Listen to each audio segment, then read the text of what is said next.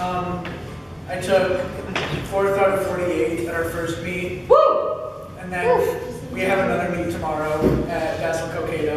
Good luck, DC. And it's in the poetry category. And are there any children in the audience?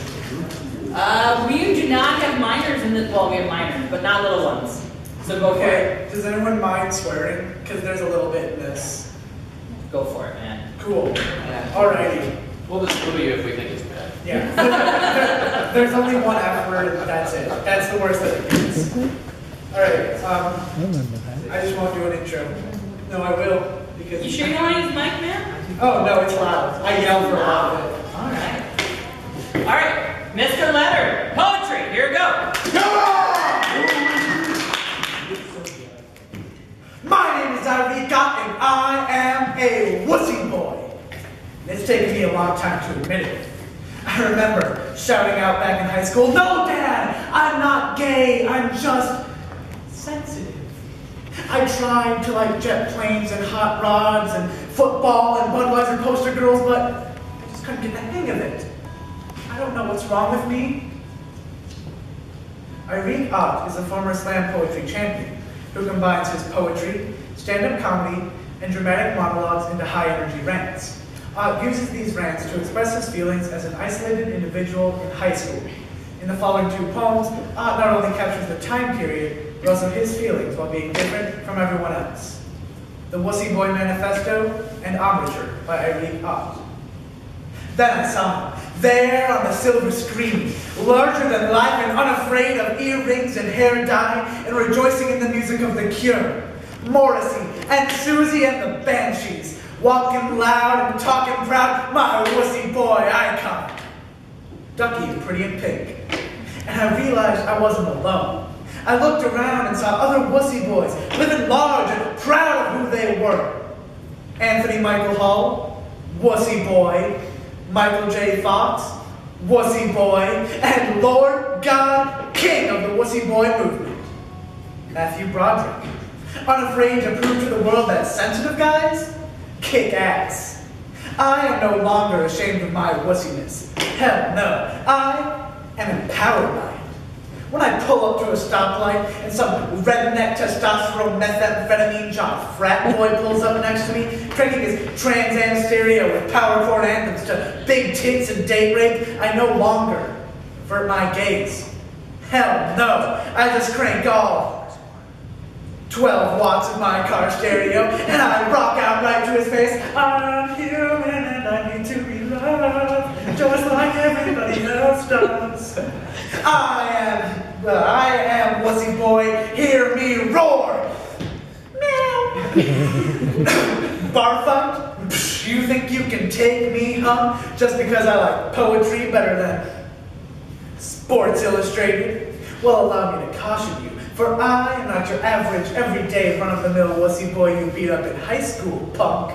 I am wusscore. Don't make me go Renaissance on your ass because I will write a poem about you. A poem that will tear your psyche limb from limb. That will expose your selfish insecurities. That will wound you deeper than knives and gats and baseball bats could ever hope to. You may see 65 inches of wussy boy standing in front of you, but my steel-toed soul is 10 feet tall and bulletproof. So bring the pain, punk, beat the tar out of me, and show everybody in this bar what a real man can do. But you better remember that my bruises will fade. My scars will shrink, disappear. But that poem that I wrote about the small, helpless, pathetic, no-neck oppressor you really are will last forever. I don't have childhood friends. We move too much. 2 schools in 2 different states for 3rd grade, 3 for 4th grade, 2 for 5th.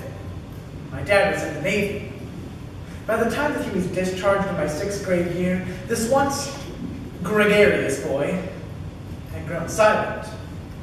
When hormones hit, the predatory peacocks in gym class drew all the eyes of the girls who wanted to kiss them and the boys who wanted to be them, and away from me and my bad posture, and shabby college-level reading skills.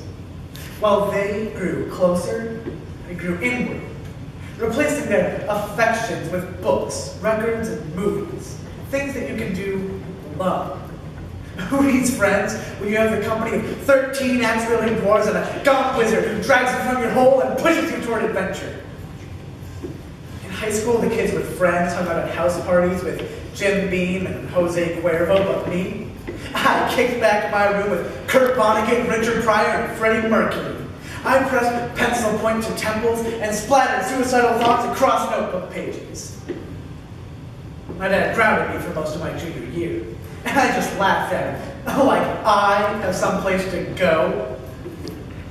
This pissed him off, and he confiscated my books and my movies, and he tore down my Rush posters, causing a rift that remains unfilled to this day. Here's wisdom. You do not fuck with a lonely kid's Rush posters! If there had been school shootings back then, pointed glances and whispered accusations would have shadowed me down the hallway with every bold-faced headline. But this was 83, not 03. I was simply ignored, utterly. Just another weird kid with a backpack full of Conan books and a Crown Royal bag full of dice. No one is more surprised to find me on stage, in front of people, with a microphone clenched in my fist, than I am. It took a long time to unlock the chains that held me back, but poetry gives me a key, Houdini beneath my tongue, that set myself free to bellow down Jericho with the trumpet of my voice and nurture the connections I never had growing up. The shy kid, the lonely kid, he's still here. And he is reaching out to your fat kid, your pimply kid, your silent kid, and he is saying, if I can do it, you can do it. So let's do it. Let's hang out with George Carlin and Henry Rollins. Forget the cool kids, we've got Charles Bukowski and Langston Hughes, Sylvia Plath and Jill Scott. We've got each other. And that's all we've ever needed. So let's crank some Rush on the stereo and unleash our voices together.